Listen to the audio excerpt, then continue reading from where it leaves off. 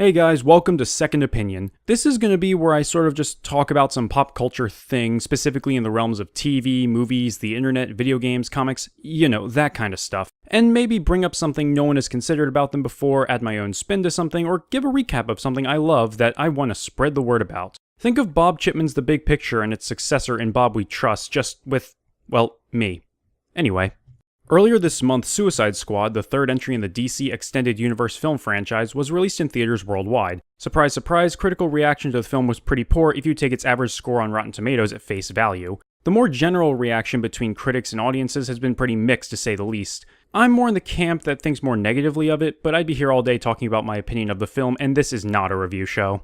One of the groups that's come to the defense of Suicide Squad, however, are none other than DC fanboys who have championed this, Man of Steel, and this past spring's Batman v Superman Dawn of Justice as great films, with many saying that most people simply didn't get it or even too stupid to realize what DC and Warner Brothers are trying to do with their films, and also claiming that they're being made for the fans. Look, there's a difference between saying that you like a movie and saying that a movie is good. The former is an opinion applying to a single individual, while the latter is a statement being made independently of the thoughts of anybody, including yourself. No movie is inherently good or bad if you think about it, it's all just about how we as members of the audience view them. But that's not why I'm here today. No, I'm here today to talk about the notion that the films being pumped out for the DCEU are just for the fans, and why that notion is just ridiculous in every way. The obvious counter-argument is easily the biggest one. Why would Warner Brothers put hundreds of millions of dollars into producing, advertising, and merchandising these movies specifically for comics readers? That's not to put down the medium of the comic book or those who read them, but most comics usually only sell tens of thousands of books per month unless they're big names such as Batman, in which case they sell 200,000 to 300,000 books a month, but does that really seem like a number that could recoup upwards of $800 million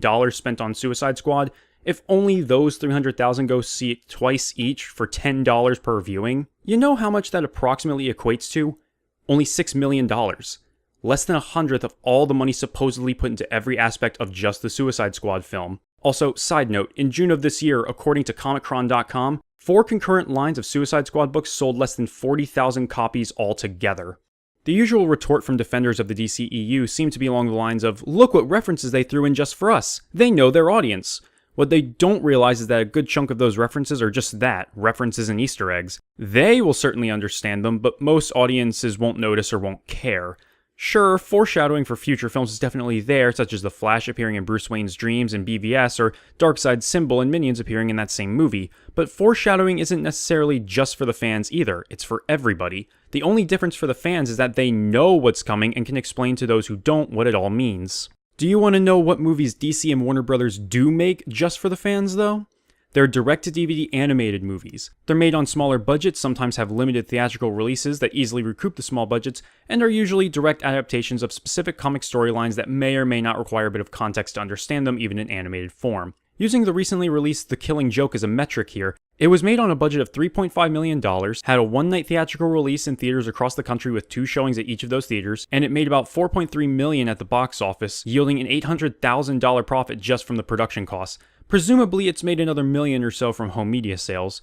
This was a film that was advertised and targeted at pre-existing fans for the most part, with the only advertising for it I've seen outside of spaces where people like you and me congregate being in the movie theater pre-show at the theater I work at. Also, since I mentioned it, when our theater had The Killing Joke for that one night, both showings were in one of our largest auditoriums and they almost completely sold out. A lot of these fans also believe that critics just have it out for DC in their movies, and to a point I can see where they're coming from, until they start saying critics are being paid off by Disney to give great reviews to Marvel movies.